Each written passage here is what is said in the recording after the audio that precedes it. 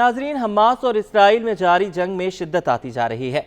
ऐसे में आलमी ताकतें गजा में जंगबंदी के लिए मुतहरिक हैं, लेकिन मकबूजा फ़लस्तीन की मज़ाहमती तंजीमों हमास और इस्लामी जिहाद ने जंगबंदी के लिए गजा से दस्तबरदार होने की मिस्री तजवीज़ को मुस्तरद कर दिया है।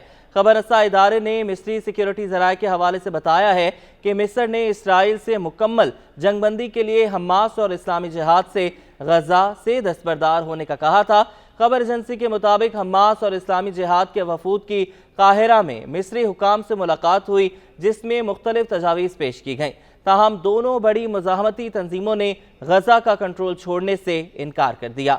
खबर एजेंसी को हमास के हुकाम ने कहा है कि हमास फ़लस्तीनियों के खिलाफ इसराइली जारहियत का खात्मा चाहती है। फ़लस्तीनियों की नस्ल कुशी रुकवाने के लिए मिस्री भाइयों से बात की है। उन्होंने कहा कि साल्सों को वाज़े अल्फाज में पैगाम दिया है कि इसराइली जारहियत रुकने और गजा में इमदाद पर इजाफे के बाद ही यरगमालियों की रिहाई पर बात होगी।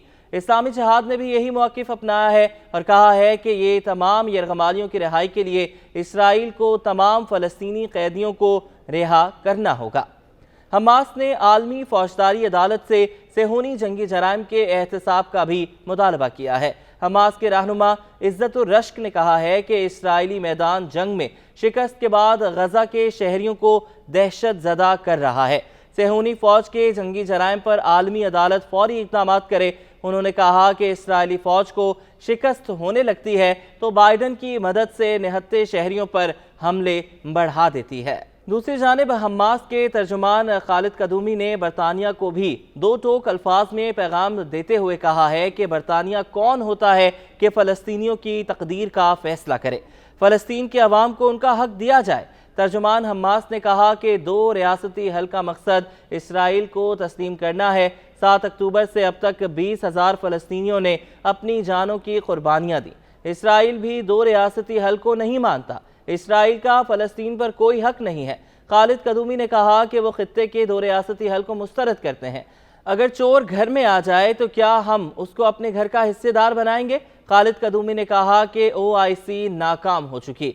क्या मुसलमान ममालिक इसराइल पर दबाव नहीं डाल सकते कि रफ़ा गेट को खोल दे? इस वक्त गजा में इमदाद के लिए 600 ट्रकों की ज़रूरत है, लेकिन सिर्फ 100 ट्रकों को जाने की इजाज़त दी जा रही है। तर्जुमान हमास ने मजीद कहा कि इसराइल ने फ़लस्तीनियों के अंदरूनी इख्तलाफात ख़त्म कर दिए हैं। फ़लस्तीनी तंजीमों में सियासी इख्तलाफात अपनी जगह होते हैं, मगर इसराइल के खिलाफ सब एक हैं। उन्होंने कहा कि वो आज़ादी की जदोजहद के लिए लड़ रहे हैं। आज़ादी की जदोजहद में कुर्बानी देने में अपना मज़ा होता है। फ़लस्तीन में 20,000 शोहदा में 10,000 से ज़ायद बच्चे शामिल हैं। दूसरी जानिब गजा के मर्दों, ख़वातीन, बच्चों और बूढ़ों से तज़हीक आमेज़ इसराइली सलूक की एक और वीडियो सामने आ गई। वीडियो में देखा गया कि एक स्टेडियम में बच्चे और बड़े मर्दों को बराहना करके कतार में खड़ा कर दिया गया।